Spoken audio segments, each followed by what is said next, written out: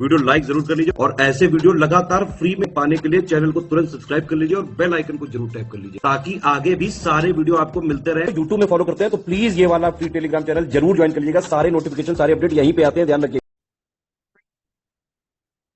Hello everyone, welcome you all to study for civil services. और आज अपनी जो डेट है वो 22 जनवरी है। और ये 22 जनवरी हमारे इतिहास में एक सुनहरे अक्षरों में लिखी गई डेट है। आप सभी लोगों को पता है क्या इसके पीछे का रीजन है। राम मंदिर, जय श्री राम। आप सभी लोग इस चीज को भली भांति जानते हैं। अब सब लोगों ने बहुत धूमधाम से दिवाली यहाँ पर मनाई है। बहुत बहुत सुंदर एक पूरा माहौल बना हुआ है बाहर का, बहुत ही ज्यादा अच्छे लग रहा है। लेकिन अब हम थोड़ा सा करंट अफेयर्स पे भी ध्यान देंगे, है ना। ये हमारा चैनल का लिंक है, आप इसको भी पूरी तरीके से ज्वाइन कर सकते हो। साथ ही साथ या आप टेलीग्राम चैनल को भी ज्वाइन कर सकते हो, मतलब आपके लोगों की इच्छा है। अगर आप लोग चाहो तो इस टेलीग्राम चैनल से भी अपनी इंफॉर्मेशन ले सकते हो। ये है हमारे 5 इंपॉर्टेंट आर्टिकल्स आज के। थोड़ा सा हम लोग माइनॉरिटी के बारे में, अल्पसंख्यकों के बारे में पढ़ेंगे। देखिए यार, अल्पसंख्यक का जो स्टेटस होता है, माइनॉरिटी का स्टेटस जो होता है, ये इम्पोर्टेंट है हमारे एग्जाम के लिए। इसको मैं आपको मेंस के पर्सपेक्टिव से भी कवर अप करवाऊंगी। फिर आसाम की विमेन, पब्लिक डेटा, फ्यूचर और आंगनवाड़ी, ये 5 आर्टिकल्स कवर करेंगे। बहुत ध्यान से पढ़ना, बहुत इंटरेस्टिंग आर्टिकल्स हैं यहाँ पर। जैसे कि सबसे पहला कह रहा है माइनॉरिटी, अल्पसंख्यक।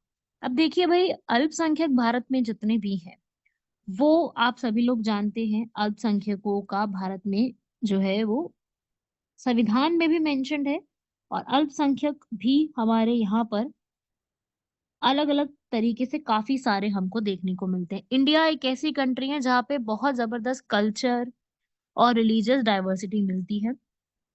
हमारे यहाँ पर धार्मिक और भाषाई अल्पसंख्यकों को शैक्षणिक संस्थानों की स्थापना करने के लिए भी विशेष अधिकार दिए गए हैं। ठीक है। अब यहाँ पे आप देखेंगे आर्टिकल 30 और माइनॉरिटी के एजुकेशनल इंस्टीट्यूट। जितने भी एजुकेशनल इंस्टीट्यूट हैं वो रिलीजियस कोर्सेज यहाँ पे जो है संचालन करने की अनिवार्यता नहीं है वहां पर। लेकिन हमारा आर्टिकल 30 ये बोलता है कि हर एक अल्पसंख्यक के पास अधिकार है कि वो कोई भी शैक्षणिक संस्थान बना सकता है, उनको चला सकता है। और वो सेक्युलर होगा और स्टूडेंट्स जो है किसी भी कम्युनिटी से वो वहां पे एडमिशन ले सकते हैं। ये हमारे कॉन्स्टिट्यूशन के आर्टिकल 30 में फंडामेंटल राइट की फॉर्म में साफ साफ लिखा गया है। ठीक है। तो रिलीजियस या लिंग्विस्टिक माइनॉरिटी वाले जितने भी लोग होंगे वो इस तरीके से अपनी सारी सारी चीजों को यहाँ पर लेके आ सकते हैं। ऐसा ही बोला गया है हमारे इस पूरे में। ये जो लाइन लिखी गई है वो इसी प्रकार से लिखी गई है आर्टिकल 30 में। ठीक है भाई। एजुकेशन इंस्टीट्यूट चलाने के लिए तो उसका जो एडमिनिस्ट्रेशन होगा वो भी पूरा सेक्युलर रहेगा। स्टूडेंट्स जो एडमिट किए जाएंगे वो किसी भी धर्म के हो सकते हैं। इससे हमारे भारत की जो एक पूरी, जो हम उसे कहते हैं ना, भारत की एक जो पूरी एक मतलब एक तरीके से बहुत बेटर तरीके से हमारा पूरा एक साथ जुड़ जाएंगी सारी चीजें। अब जैसे अलीगढ़ मुस्लिम केस, एएमयू का जो यहाँ पर एक केस आया था, उसमें एक एडवोकेट थे राजीव धवन। वो यहाँ पे कह रहे थे कि भाई जितने भी भारत के अंदर प्राइवेट और माइनॉरिटी इंस्टीट्यूट हैं ये भारत में जो है एक तरीके से शिक्षा के केंद्र में आते हैं, सबसे बड़े। यहाँ पर पूरा एक उनके थ्रू पूरा एक करिकुलम जो है वो चलता है। तो वो चीज है कि पूरा एक स्टेप है इस तरीके से, यहाँ पर समझ रहे हो। तो ये चीज है यहाँ पर जो मतलब आपको थोड़ी सी यहाँ पर समझनी पड़ेगी। ऐसे ही कॉन्स्टिट्यूशन बेंच के समक्ष भी कुछ यहाँ पे सवाल हैं कि हम लोगों को जो भी माइनॉरिटी के लिए इंस्टीट्यूट बनाए जा रहे हैं वो किस प्रकार से होने चाहिए। अब भाषा केस जजमेंट आया था, उसमें भी ये बातें बोली गई हैं। ठीक है। 5 जजेस की एक बेंच बैठी थी, अजीज भाषा यूनियन और इंडिया के आगे ये जो पूरा केस था उसमें भी। तो बेसिक बात ये है कि पूरे के पूरे इसके अंदर माइनॉरिटीज को अधिकार हैं भारत के अंदर, किस प्रकार से हैं वो भी आप लोगों को बता दिया है।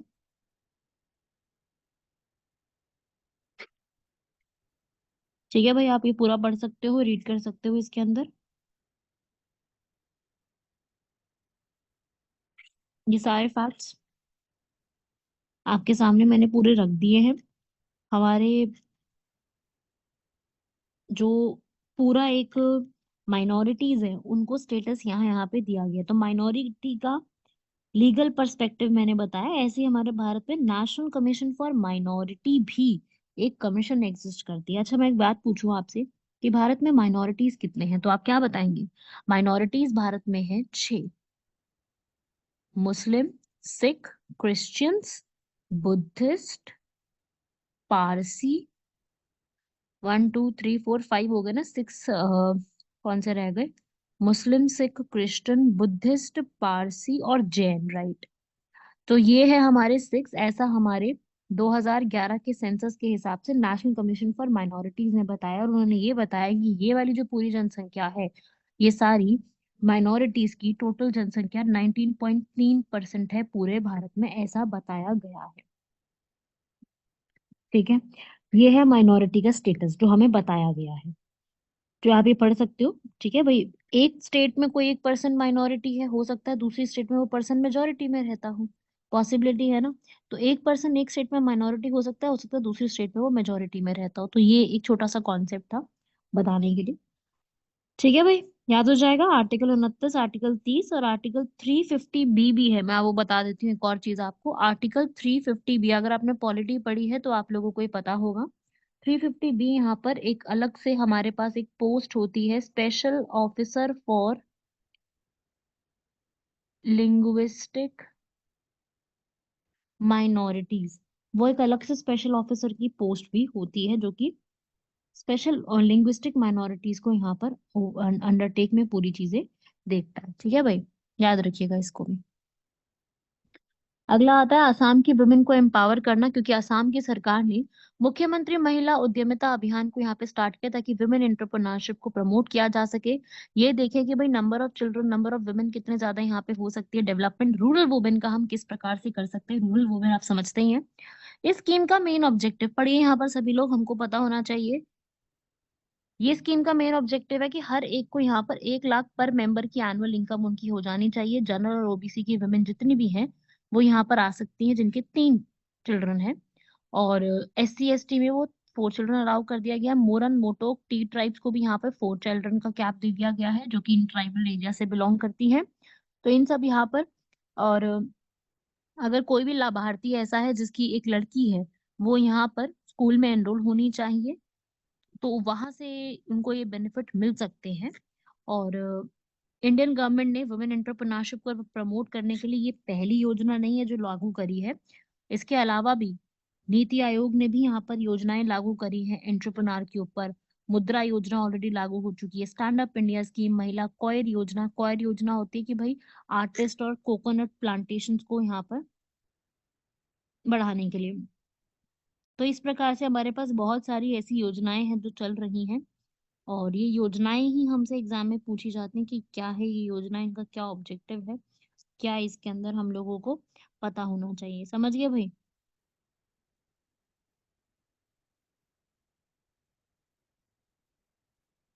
रीड कर लो आप लोग। अगला आता है ट्राइबल के लाइवलीहुड से जुड़ा हुआ है आदिवासियों की आजीविका। आदिवासी जो है, आपको पता है कि मध्य प्रदेश और छत्तीसगढ़ में काफी ज्यादा अच्छे अमाउंट में रहते हैं। एक रिपोर्ट आई है जिसमें ये बताया गया है कि इन लोगों को, जो आदिवासी पीपल हैं, उनकी यहाँ पर काफी लोअर इनकम है। तो इनके यहाँ पर किस प्रकार से सरकार उनको सहायता प्रोवाइड कर सकती है? तो सरकार ने यहाँ पर आदिवासी लाइवलीहुड के लिए पीडीएस सिस्टम भी लेके आया है, पब्लिक डिस्ट्रीब्यूशन सिस्टम। आदिवासी हाउस होल्ड के लिए मध्य प्रदेश में 51% आदिवासी, 63% नॉन आदिवासी और 50% पीवीटीजीज है। इन सबको यहाँ पर जो है पीडीएस सिस्टम के तहत यहाँ पे प्रोवाइड करा है। छत्तीसगढ़ में ये फिगर्स कुछ इस प्रकार से है। सब्सिडीज दी गई है। और मध्य प्रदेश में यहाँ पर और ज्यादा जो भी जितने भी आदिवासी हाउस होल्ड है उनको भी यहाँ पर इंफ्रास्ट्रक्चर और कनेक्टिविटी में जो है वो हेडक्वार्टर्स के साथ लिंक किया गया है, छत्तीसगढ़ में भी। तो ये है एक पूरा फिगर। रोड कनेक्टिविटी, पीडीएस और इनकम डिस्पैरिटी। इनकम डिस्पैरिटी का मतलब कि आय, इनके बीच में आय की असमानता कितनी ज्यादा है। ये भी दिया हुआ है आदिवासियों के लिए कितनी इनकम है, छत्तीसगढ़ में कितनी है, नेशनल इनकम से बहुत कम है इनकम इनकी देखी जा रही है। इनके पास लैंड ओनरशिप कितनी है, कितने इनके पास भूमि का स्वामित्व है, आप देख सकते हो कि जो मध्य प्रदेश है वहां पे 3.9 और 4.4 एकड़ है। छत्तीसगढ़ में और भी कम है इससे। कई आदिवासियों के पास तो कोई लैंड ही नहीं है, या तो बहुत छोटे छोटे लैंड है उनके पास, कईयों के पास इरिगेटेड लैंड्स है। तो आदिवासी विमेन जो है, ये देखा गया कि भाई आदिवासी वुमेन थोड़ी ज्यादा आजादी से रहती हैं as compare to the non आदिवासी। वर्कलोड उनके पास जो है वो, आदिवासी वुमेन खूब यहाँ पे काम देखती हैं। ठीक है, माल न्यूट्रिशन जो होता है, कुपोषण की चीजें, वो भी दोनों स्टेट्स में किस प्रकार से उनका भी आंकड़ा यहाँ पर कंपैरिजन में है। तो ये जो रिपोर्ट है जिसमें पीडीएस के बारे में बताया गया, तो उस रिपोर्ट में काफी सारी चीजों के बारे में समझाया गया है। ये बताया है कि जो हमारी आदिवासी विमेन है या आदिवासी जो लोग हैं मध्य प्रदेश और छत्तीसगढ़ में, उनको किस किस प्रकार से यहाँ पर इनकम डिस्पैरिटी और ये सब कुछ झेलना पड़ता है, ये आप पढ़ सकते हो रिपोर्ट में। इस रिपोर्ट ने काफी सारी चीजों को रिवील करा है। रीड करोगे, आदिवासी परिवार और राष्ट्रीय औसत के बीच में क्या असमानता है, मतलब कि लोगों की कितनी आय है और इन आदिवासी परिवारों की कितनी आय है, उसके बीच में जो एक पूरा गैप है ना, उसको इसी के थ्रू रिवील किया गया है। ठीक है, हायर ऑटोनॉमी देखा गया कि भाई वुमेन जो है वो थोड़ा सा बेटर यहाँ पर है, वुमेन का एक बेटर काउंटर पार्ट रह रहा है, ये बताया गया है इसके अंदर। ठीक है भाई, इसमें वैल्यूएबल रिसोर्स है हम लोगों को, जितने भी सिविल सर्विसेज के एस्पिरेंट्स हैं उनको यहाँ से खूब सारी नॉलेज मिल जाएगी। आप लोगों को भी ये जो पॉइंट्स है वो नोट करना है, क्योंकि एग्जाम में प्रीलिम्स में आपको इसको कंपैरिजन की फॉर्म में पूछा जाता है, तो कंपैरिजन वाले सेक्शन के लिए आप लोगों को ये अलग से पढ़ना पड़ेगा। ठीक है, ये तो हम लोगों को लिखना ही पड़ेगा, अलग से पढ़ना ही पड़ेगा। ये आप देख सकते हो पीवीटीजी। वैसे तो देखो यार, मैंने पीवीटीजीज अपनी पहले की वीडियोस में कई बार समझाया कि पर्टिकुलरली वल्नरेबल ट्राइबल ग्रुप्स क्या होते हैं, 1973 में लेकर के आया गया था इस शब्द को। और ये पीवीटीजीज देबर कमीशन लेके आई थी। क्वेश्चन आता है देबर कमीशन किससे जुड़ी हुई है, तो पीवीटीजी कहते हैं इसको। पीवीटीजी का मतलब होता है आदिम जनजातीय समूह, जो एक जनजातीय समूह में भी बहुत ज्यादा पिछड़े हुए हैं।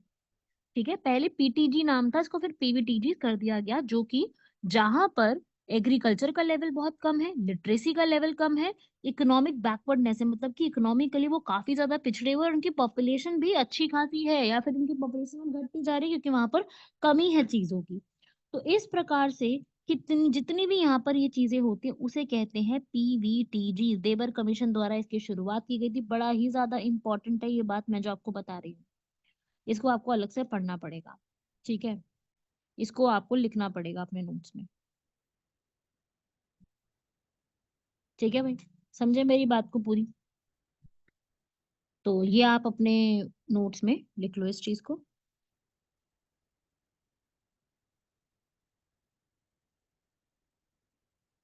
लिख लीजिए। ठीक है भाई, चलो। पीवीटीजीज आपको क्लियर हो गया क्या क्या होते हैं। ये हंटिंग और एग्रीकल्चर सबसे ज्यादा करते हैं, और पूरे भारत के अंदर ऐसा देखा गया कि टोटल नंबर जो है वो 75 पीवीटीजीज हैं। 17 स्टेट्स में है और 8 एक यूनियन टेरिटरी है। ठीक है, एक यूनियन टेरिटरी 2011 के सेंसस के हिसाब से है। और एक यूनियन टेरिटरी कौन सी? अंडमान निकोबार। अंडमान निकोबार में 4 हैं जनजातीय समूह, और चारों के चारों ही पीवीटीजीज में काउंट होते हैं। तो पीवीटीजीज के लिए पूरा यहाँ पर हमारे ट्राइबल अफेयर्स जो मिनिस्ट्री है वो पूरा यहाँ पर सारा कुछ सॉल्यूशन देखती है। प्रधानमंत्री जनजातीय आदिवासी न्याय महाअभियान, जहाँ पर पूरी तरीके से सब कुछ संभालने के लिए जो है यही पूरी चीजें देखी जाती हैं। क्लियर हुआ?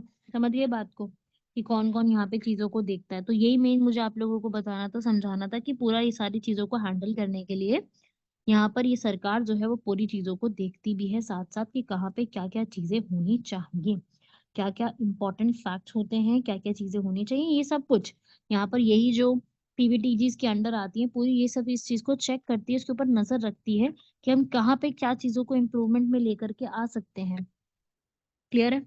चलो आगे बढ़ते हैं इंडिया के पाथ के ऊपर। ऑल इंडिया कॉन्फ्रेंस हुई है डायरेक्टर जनरल की 6 से 7 जनवरी को, जहाँ पे पुलिस जो है और इंटरनल सिक्योरिटी के ऊपर काफी सारी बातें देखी गई हैं। पीएम ने भी बोला है कि हम लोग पुलिस क्लास फोर्स को वर्ल्ड क्लास पे लेके जा रहे हैं, और वो वर्ल्ड क्लास पे जो हम लेकर के जाएंगे उसमें भी हम लोग काफी सारी नई नई चीजों को लेकर के आएंगे, काफी सारी हम नए नए पॉइंट्स को यहाँ पर इंट्रोड्यूस करेंगे। बोला है कि भाई वुमेन सेफ्टी के ऊपर ध्यान रखना है, वुमेन कहीं पर भी आ जा सके, काम कर सके, ये भी हमारा एक ऑब्जेक्टिव है जो इन्होंने बोला है। तो पुलिस की रिकमेंडेशंस में यहाँ पर इन्होंने काफी सारे रिफॉर्म्स बोले हैं कि भाई एक तो पहले हम लोग, यहाँ पर इन्होंने बोला है कि हम लोग एक अलग से विक्टिम्स के लिए एक कंपनसेशन बनाएंगे, जहाँ पे जितने भी विक्टिम्स हैं उनको कल्प्रिट से यहाँ पर पैसा मिला करेगा, जो भी इनके साथ गलत हुआ है उसके लिए एक फंड बनाया जाएगा अलग से। एक पद्मनिभा कमेटी ने भी बोला था कि आपको सेपरेट अथॉरिटी बनानी चाहिए जो कि कंट्री के सिक्योरिटी के ऊपर डील करते हैं, इंटरनल सिक्योरिटी के ऊपर है। मलिमट कमेटी ने भी रिफॉर्म्स बोले थे इसके ऊपर, राइब्रियो कमेटी ने भी बोले हैं, सेकंड एआरसी कमेटी जो आई थी, एक्सपर्ट कमेटी, काफी सारी कमेटीज ने अलग अलग पुलिस रिफॉर्म्स के बारे में बोला है। लेकिन आज भी आप जानते हैं कि अभी ही इसके ऊपर चेंज पे आया, क्रिमिनल लॉज पे चेंज किए गए हैं, भारतीय न्याय संहिता, भारतीय नागरिक सुरक्षा संहिता और भारतीय साक्ष्य इंडियन एविडेंस बिल का नाम चेंज करके। तो ये सब जितने भी एक्ट्स उनको चेंज करके अभी 2023 में नए एक्ट्स लाए हैं, जो कि हो सकता है ये लॉज, इसमें जितनी भी खामियां हैं उसको चेंज करते, ये सारी चीजें हटा करके नई तरीके से इसको लागू किया जाएगा। नए तरीके से मेरा मतलब है कि इसमें नए चेंजेस करके लागू किया जाएगा, नए तरीके से नहीं होगा। इसमें चेंजेस जितने भी होंगे उसको देख करके पूरा लागू करवाया जाएगा। ये भी एक पूरा पॉइंट है, समझे? ठीक है। तो हमारी, क्योंकि अभी तक भी पुलिस फोर्सेस की बहुत शॉर्टेज चल रही है, 24% वैकेंसीज चल रही है विमेन, तो आप पूछो ही मत कि कितनी वैकेंसीज पड़ी है। तो पुलिस फोर्स का जो डेटा है वो ये है। अगर आप सीएपीएफ की तैयारी कर रहे हो तो आपको यहाँ पर डेटा ये वाला सारा काम आएगा। एग्जाम में ऐसे रिपोर्ट राइटिंग कुछ भी लिखने को आता है तब भी आपको ये काम में आ जाएगा। ठीक है, समझ गए बात को? तो आपको पुलिस का जो पूरा डेटा है ना, वो आपको एक तरीके से पता होना चाहिए कि इंडियन पुलिस में कितना है, कितने होनी चाहिए, क्या क्या चीजें हैं, उसके ऊपर है। पुलिस जो है वो स्टेट लिस्ट का सब्जेक्ट आता है, यूनियन लिस्ट का सब्जेक्ट नहीं है। जितनी भी हमारी स्टेट्स है सबकी अपनी अपनी पुलिस होगी, लेकिन जो यूटीज होंगी उनकी पुलिस किसके अंडर आएगी? वो पुलिस हमारी आने वाली है पूरी की पूरी सेंटर के अंदर। समझ गए? स्टेट पुलिस बहुत टाइम से चलती आ रही है, और 1861 से ये स्टेट पुलिस का कॉन्सेप्ट है। सेंट्रल पुलिस फोर्स में हमारी 5 आती हैं, आपको भी पता है, BSF, Assam rifles, ITBP, SSB, CISF, CRPF, NSG. ये सब हमारी सेंट्रल पुलिस फोर्स में आती है, जो कि पूरा अपने तरीके से काम देखते हैं, पुलिस वाला अपने काम देखता है।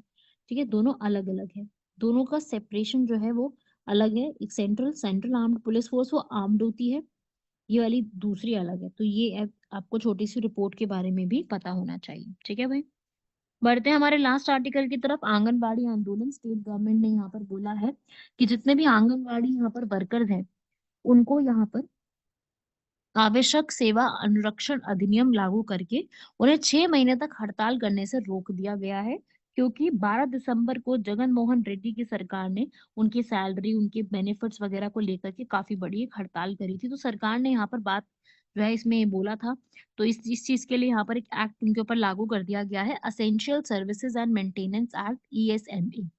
वो उनके ऊपर अभी फिलहाल लागू कर दिया गया, पार्लियामेंट ने पास किया था 1971 में। ठीक है, तो इसमें क्या था कि भाई उनको सार्वजनिक परिवहन, स्वास्थ्य सेवाएं और ये सब जो है यहाँ पर सेवाएं जो है वो दी जाएंगी। तो ईएसएमए जो है वो आप पढ़ सकते हो। इसके अंतर्गत पुलिस को भी इसके अंदर किसी भी व्यक्ति को बिना वारंट के गिरफ्तार करने का अधिकार दिया गया है। हर स्टेट की अपनी ईएसएमए होती है, तो ये भी एक इसमें पॉइंट था। अब एगिटेशन जो ये पूरा हुआ है, ये जितना भी यहाँ पर वर्क कंडीशंस में सारी चीजें हुई है, यहाँ पर स्टेट गवर्नमेंट जो है यहाँ पर 11,500 ही वर्कर्स को पे करती है, 7,000 उनके हेल्पर्स को, जबकि वो यहाँ पर 26,000 रुपए तक की सैलरी की डिमांड में लगे हैं। ठीक है भाई, वो ऐसा कह रहे हैं कि भाई आंध्र प्रदेश में सरकार यहाँ पर इसको लागू करे। उनको मंडे से सैटरडे काम करना होता है, सिर्फ ऑफ होता है संडे को, तो उनको यहाँ पर 16 कैजुअल लीव्स भी चाहिए। तो उनको काफी सारी चीजें और भी कंडक्ट करनी पड़ती हैं, केवल सिर्फ एक ही काम नहीं होता उनके पास, काफी सारे काम और भी उनको करने पड़ते हैं। तो उनके लिए यहाँ पर नए नए पॉइंट्स को उन्होंने लागू करने के लिए बोला है। तो आंगनवाड़ी लोगों का यहाँ पर एगिटेशन है, यहाँ पर देख सकते हो।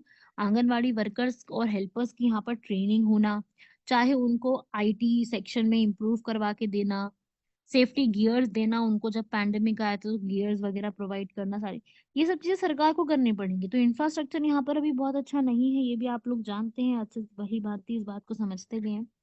तो ये चीजें सरकार को करने की जरूरत है। बढ़ते हम लोग आज के हमारे इस आर्टिकल की तरफ। ये आर्टिकल कहता है Sarna religious code. Sarna religious धर्म जो है ये बड़ा बड़ा इंपॉर्टेंट है आज के, हमसे एग्जाम में भी बन सकता है। तो यही क्वेश्चन जो है मैं आप लोगों से यहाँ पर अब पूछ रही हूँ। पढ़ लो अच्छे से पहले तो। वैसे इसको सरना मतलब ये कहता है कि आपने किसी में भी विश्वास नहीं करना, किसी भी मूर्ति पूजन में विश्वास नहीं करना। आपने सिर्फ जो आपके आसपास की चीजें जिसकी वजह से आप जी रहे हो, जैसे कि पानी, जमीन, जंगल, जहाँ से चीजें मिलती है, सिर्फ उन्हीं को ध्यान में रखना। तो सरना बिलीव जो है वो क्या है, सिर्फ तीन चीजों को यहाँ पर ये उत्तम मानता है। आपको बता ही दिया मैंने तीन चीजें, जल, जंगल, जमीन।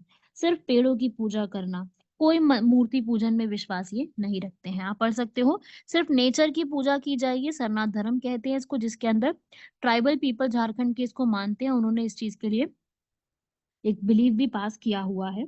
ठीक है, यहाँ पर ऐसा कहा गया है कि भाई 50 लाख से ज्यादा भारत में ऐसे लोग हैं जो इस चीज को मानते भी हैं, सबसे ज्यादा झारखंड में, लेकिन बिहार, उड़ीसा, वेस्ट बंगाल और असम में भी कुछ लोग यहाँ पर इस चीज को मानते हैं। तो उसे कहते हैं सरना बिलीफ या सरना कोड। याद हो जाएगा, ये इंपॉर्टेंट है सरना रिलीजियस कोड, ये कहीं ना कभी न्यूज में रहता है, तो आप लोगों को ये छोटा सा आर्टिकल आना चाहिए। ठीक है, याद हो जाएगा कहाँ पे होता है, किस में लोग मानते हैं, ये भी पूछा जाता है। ऐसे ही हमारा अगला आज लास्ट का सवाल है सुपर कंडक्टिंग क्यूबिट्स।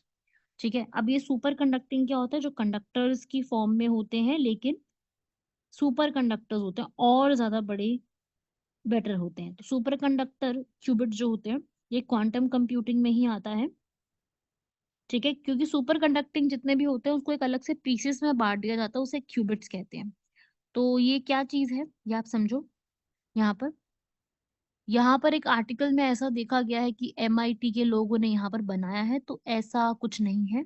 रिसर्चर्स यहाँ पर नए सुपर कंडक्टिंग टेक्निक्स लेके आ रहे हैं जो कि पुराने सुपर कंडक्टिंग से ज्यादा लंबे लाइफ स्पैन तक चलेगा, जिसका नाम है फ्लुक्सोनियम। क्वेश्चन आता है फ्लुक्सोनियम क्या क्या चीज है, तो देखिए फ्लक्सोनियम या फ्लुक्सोनियम एक सुपर कंडक्टिंग क्यूबिट है जो कि यहाँ पर एक बेटर तरीके से अपने काम को रख सकता है, बहुत ज्यादा अच्छी एक्यूरेसी से ये रख सकता है। ठीक है, तो ये बहुत सी कंपनीज बनाती है, आईबीएम, गूगल, ये सब बनाते हैं ताकि आराम से सुपर कंडक्टिंग होकर के सर्किट में लूप में ट्रैवल करके इलेक्ट्रिक करंट आराम से ट्रैवल कर सके। ठीक है, तो उसे कहते हैं हम सुपर कंडक्टिंग। जबकि आज का मेंस का क्वेश्चन वो सरना रिलीजियस कोड पे है। आपको मैंने बता ही दिया क्या होता है सरना रिलीजियस कोड। अभी सरना रिलीजियस कोड पे जो मैंने बताया, आप तो एक तो वो आपको वो लिखना है। उसके अलावा आप बताएंगे कि सरनिज्म और Sarna is a belief. Belief होता है ये, जो कि ये लोग मानते हैं, लोकल बिलीफ है वहां का। ठीक है, उसको क्या नाम से बोला जाता है, सरना धर्म बोला जाता है। हाईएस्ट नंबर इसके झारखंड में है। ठीक है, सरना की बिलीफ करना, सरना मतलब कि जो सैक्रेड नेचुरल चीजें सिर्फ उन्हीं को यहाँ पर बिलीफ में रखना है। यहाँ पे लोग एक फेस्टिवल भी मनाते हैं सरना के लोग, जिनका फेस्टिवल का नाम है Sarhul. The main festival of this is Sarhul. ठीक है, जिसमें अपने एंसेस्टर्स की भी पूजा करते हैं। बहुत सारी जो हमारी कमीशन है, जैसे कि नेशनल कमीशन फॉर एसटी, वो इसको अप्रूव करती है। 50 लाख लोग हैं यहाँ पर। ठीक है, कोई ऑफिशियली रिकॉग्नाइज्ड रिलीजन नहीं है, बताना है आपको कि ट्राइबल कम्युनिटी में ये कोई ऑफिशियली रिकॉग्नाइज्ड रिलीजन नहीं है, but it is in news. ठीक है, ऑफिशियली नहीं है बट ये काफी ज्यादा न्यूज में है, तो ये आप लोगों को छोटा सा आर्टिकल एक पता होना चाहिए। ठीक है, तो इसको आप एक अलग से लिख लीजिएगा या अपने नोट्स में ऐड कर लीजिएगा पूरा, और इसके बारे में जरूर पढ़िएगा बिकॉज इससे सवाल बनते हैं। क्या है ये कोड और किस तरीके से ये न्यूज में रहता है, इस तरीके से सवाल बनेंगे, तो इजी है, कोई ज्यादा बड़ी बात नहीं है। हो जाएगा, एक बार थोड़ा सा आपको इसके ऊपर पढ़ना पड़ेगा अच्छे से। ठीक है भाई, हो जाएगा सभी लोगों से, ये आप लोग कंप्लीट कीजिएगा। और कोई भी डाउट हो तो पूछेगा। बाकी मैंने यहाँ पर अक्टूबर, नवंबर और सितंबर तीनों महीने के जो इम्पोर्टेंट प्लेसेस इन न्यूज हैं वो कवर करवा दिए हैं, आप उसको जाके देखिए एक बार। अगर आप उसको देख लोगे आपका कवर हो जाएगा, तो बहुत फायदा मिलेगा आपको उससे। तो आप लोग एक बार जाके जरूर जरूर जरूर उसको जाके देखिएगा। बाकी मिलते हैं आप सभी लोगों से नेक्स्ट लेक्चर में, तब तक के लिए धन्यवाद, शुक्रिया, जय हिंद, जय श्री राम।